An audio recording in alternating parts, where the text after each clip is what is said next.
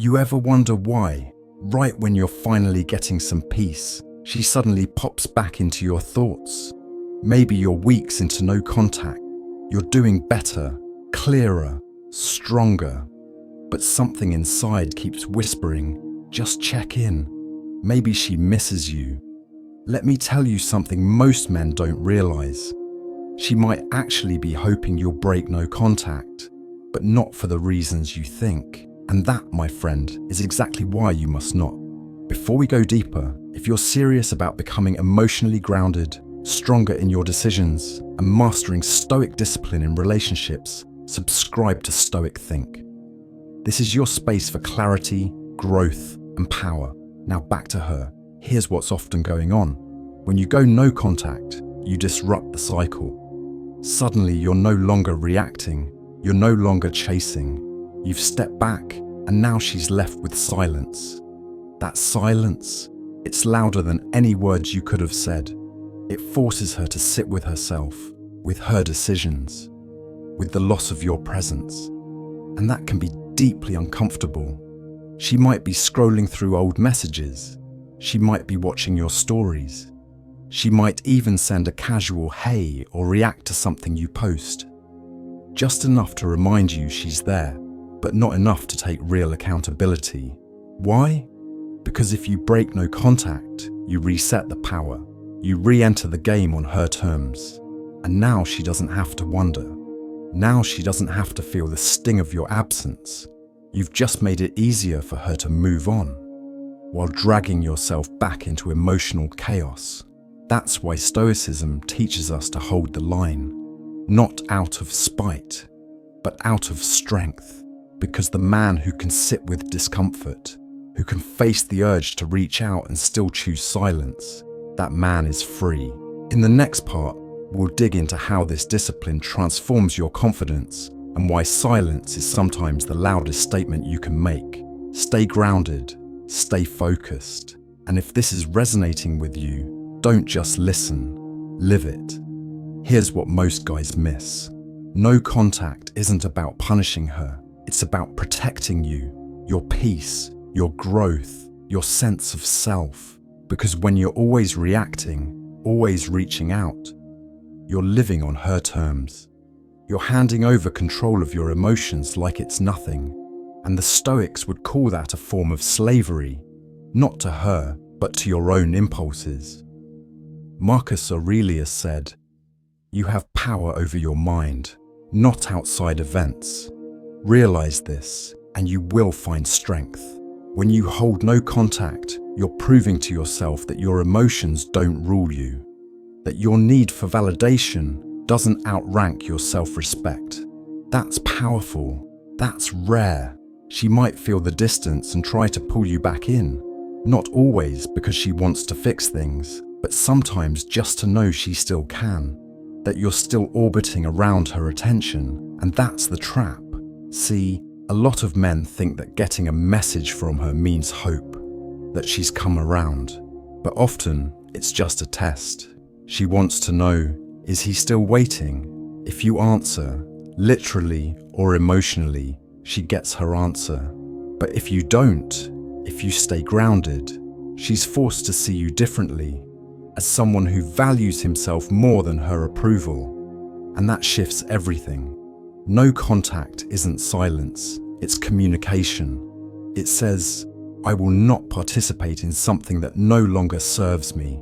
And that kind of strength doesn't just heal you, it attracts better things, better people, a better you.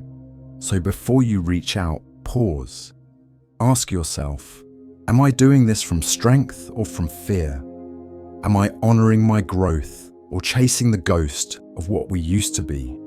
In the next part, I'll break down the inner transformation that happens when you stay disciplined. When you let go, not with bitterness, but with real, grounded Stoic peace. You're not losing anything, you're reclaiming you. Here's the truth no one tells you. When you stay in no contact long enough, something powerful begins to happen. Not out there, but in you. At first, it feels like a fight. You're wrestling with urges. You're checking your phone, wondering if she saw your story, if she's thinking about you, if she'll ever come back. But then something shifts.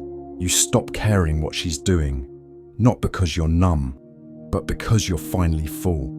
You're rebuilding your inner world, brick by brick. Seneca said, "We suffer more often in imagination than in reality." And man, is that ever true when you're in the middle of healing? You imagine all the what-ifs, all the scenarios, all the chances you think you missed.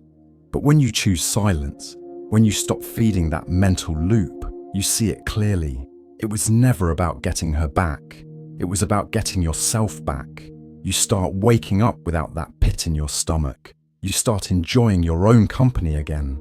You start moving, creating, growing, not to prove anything to her, but because you finally remember who the hell you are. And here's the beautiful twist. When she realizes she no longer has that emotional pull on you, when she senses your peace, your distance, your groundedness, that's when she feels the loss the most. But by then, you won't be reacting. You won't need her to see it, because real Stoic strength is quiet. It doesn't announce itself, it just is. So when the day comes, and it will, when you feel tempted to break no contact just because you miss the connection, remind yourself, that urge, that's not love. That's old wiring. You're not that man anymore. Here's the part most people skip. Once you've held the line, stayed silent, and recentered yourself, what now? You've done the hard thing. You resisted the urge to reach out. You gave space, not just between you and her, but between who you were and who you're becoming.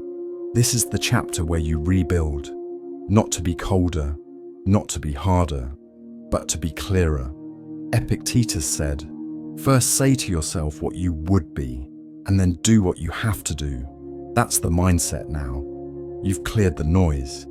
Now it's time to get intentional. Who are you becoming? Maybe for a while, your identity was tied up in that relationship. You saw yourself through her eyes. Her attention validated you. Her affection defined your worth, but not anymore. Now you define you. This is your chance to reconnect with purpose, with your craft, your body, your mind, your goals. This is where you rediscover things that make your soul feel alive, without needing anyone else to witness it. And if she does come back, you'll see it clearly, not through the lens of loneliness or nostalgia, but through the lens of your new standard. You won't be asking, "Does she still want me?" You'll be asking, "Does she even deserve access to this version of me?" That's the shift.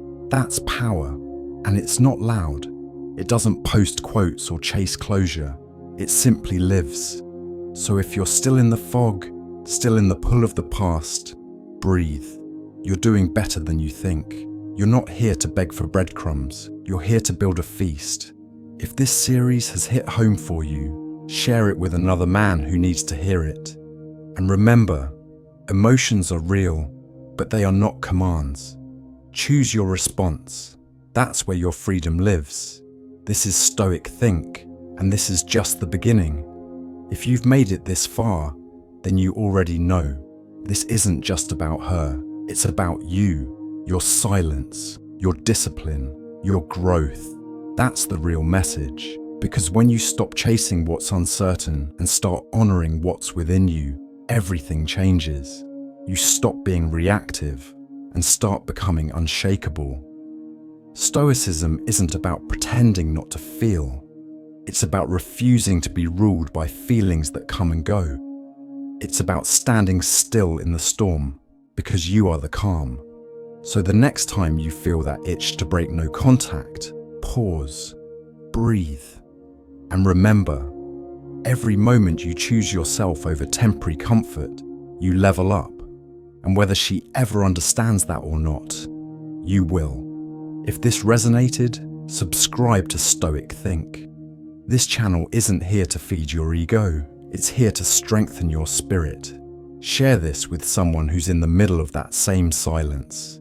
And remind them, no contact isn't the end. It's the beginning of who you're meant to become.